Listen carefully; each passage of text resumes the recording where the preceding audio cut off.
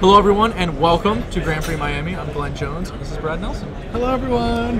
Brad, you're in the middle of your buy rounds right now, so we've pulled you aside to talk about what you're playing in the tournament, which, to some people's surprise, is Junk Aristocrats. You know, you're kind of known for going from deck to deck. I gotta be honest. I see you hopping around. So the fact that you've stuck with this one says a lot about it. Yeah, I mean, this is actually the first standard Grand Prix in over a year that I'm not bringing something super spicy. That's just a new deck, but it's because the deck is very good. And after Baltimore, it really hasn't even picked up. And there's not a lot of hate. Like, people are still playing the same things. There's less like trickeries and recipes again. Like, people stocked up right away, right after Baltimore, but then no one played the deck. So it's like dying down again. And I worked really hard on some innovations in the deck. And ever since, I mean, I can't like stop winning with the deck at all. Like, I keep trying to switch and keep trying to play different things, but my win percentage is very high, and I really feel comfortable with the deck, so I have to play it this weekend. Can't argue with the numbers, especially at the Grand Prix level where you just want to play a deck that's strong and you're very comfortable with it. It's that kind of a wide open field. Yeah. So I know that you took Garruk Relentless all the way out to Columbus for that Open Series event, right? You got rid of the Sorin Lord of Innistrad and went with the Garruk. And I got rid of all the Deathrite Shamans, and that was the problem. I lost the 2 Umbrella stacks right away. Well, the Deathrite Shamans are back in your sideboard this week. Yeah, all 4 of them. And the Garruk stuck around, so clearly you liked what they were doing. Yeah, I mean, Garruk is like a very powerful planeswalker, and this deck protects it very well. And there's like a much more grindy atmosphere, a lot more pillars than when I was playing Sorin. So I want something that gives me a little bit card advantage, gives me a little bit more play, more removal for those games when a lot of my guys are dying. Yeah, I really like Garruk's current ability to vindicate other Garruks as well, because you know Garruk's actually a really obnoxious card for a Blood Artist deck to fight against. You've also gone ahead and added another 5-drop. Now I know you and I have had some discussions about the land counts in these decks. You like some of the more expensive cards, so obviously you know I'm just blanket against this 5-drop guy. But I want to sell me on Obzedat Ghost House. All right, so the reason that I'm playing Obzedat in the deck is because when you have a Garruk that flips, you usually can protect it very well. And there's a lot of inconsistent decks in the format. So like there's the draws that some decks have are very powerful. Turn 4 Hellkite, turn 5 Restoration, usual attack with Hellkite again.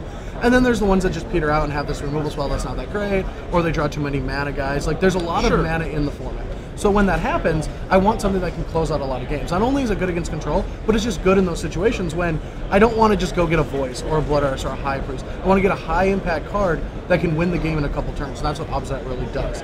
And then it's very good against the Esper decks and the Wrath decks and like Ban, where I do want something that hits really hard, really fast. Yeah, now that I think about it, you know, those decks have been a real problem for the deck just because of Terminus specifically, in addition to other sweepers. So Obzedat obviously, you know, pretty handy against that particular. Oh yeah, threat. and it just gives you a big thing to do, and the deck never had one. Like I made jokes where like the Young Wolf's backside was like the biggest creature I've ever played with. Like it's so huge in these Aristocrat decks, but having an Obzedat's really great. Plus, and this is mostly just, you know, for style points, but you can bring it back, nug them for 2, sacrifice it, put it on your Cartel Aristocrat through a Varel's Scavenge, and then hit them with protection. So it's like a big play. That's a sizable scavenge. Yeah. So you've got one main, one in the sideboard, and speaking of the sideboard, there's another spicy card here. Now, I don't want to know why you're playing Smite. You don't want to know why? I think we can all deduce that Gorkland Rampager is, you know, a pretty serious creature, and Smite is obviously a very elegant and efficient answer to him, in addition to not being that big of a blank. Obviously, this deck blocks a lot. You know, you've got tons of creatures. You throw them away all the time. You're like Canaan. But the real question I want to know is, you chose the Stronghold art for Smite. You don't want to know why else it's in the deck? Just the actual, like, know what art? Well, so the best obvious Smite is the Rise of Eldrazi. It's very good, yes. And I think it was Rise of Eldrazi, I'm pretty sure. But the problem is Star City was sold out. We had a bunch of Strongholds, we had a bunch of Gatecrash, we didn't have Rise of Eldrazi. And it's like the best art ever, but I didn't have it, so I had to go Stronghold. And I love my old Stronghold Mulches. So I just go with the old border cards whenever I have a chance. All right. But I just want to say one thing about why it's in Cyber, because I like sure. I'll let you do that. A lot of you know, the people that watch our content just are like, why is he playing these stupid cards all the time?